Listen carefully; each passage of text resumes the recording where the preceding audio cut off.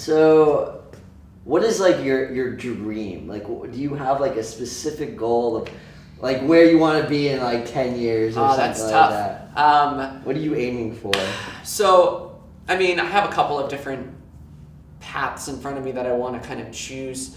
In one, would I love to get, part of a studio right now? Absolutely. I'd love to work for a small to like mid-sized studio. Big studio, yeah, sure. I would love to go to a big studio to kind of learn the ropes. I think that would be awesome and fantastic.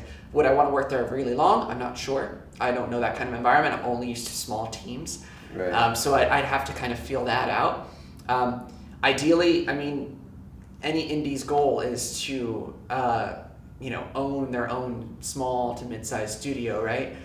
So 10 years from now, I'd love to be, still working with the people I work with right now. I mean, everything changes, so who knows? But definitely working with a close group of people that I'm familiar and friendly with, and whose ideas I could feed off of, but also challenge my own, and I can challenge theirs. Like, it's a community where we're open to giving each other feedback. Because you don't want to play nice all the time, right? Because then games get flat. But I want to be able to have that sort of open communication.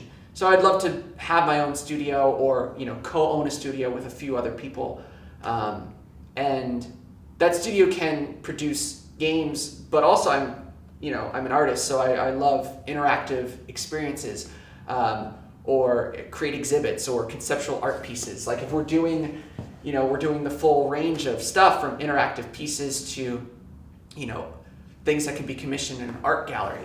I'm all for it. Maybe we do commission work as well for larger studios, right? We do a few level designs here or there. We do animations or whatever. Totally, yeah, absolutely. So something like that I think would be really, really awesome. And then of course get known for releasing some famous titles, but we'll see. What do you think are like the steps to like try to get to that goal? Like, what do you think is in the way of you from achieving that? So other than all of our shared millennial school debt of getting in the way, like if I didn't have debt and I didn't have such high rent, would I quit all my jobs and just kind of focus on indie development? Sure, yeah, then that's what I would do.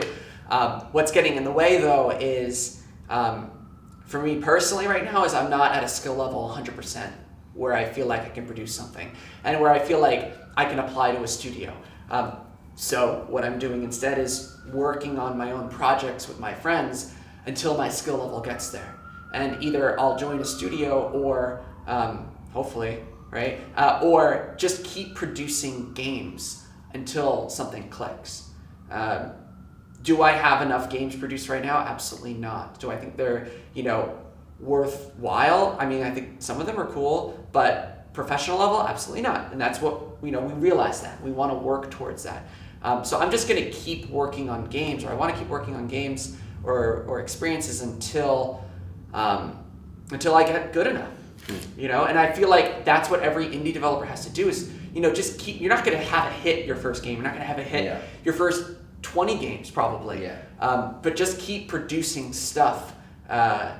As one of the podcasts that I listen to, they reference it as like your war chest of references, right? So like if you've made 40 games and most of them are flops, in the future, maybe you can look back at an idea or a mechanic in one of them and pull from it.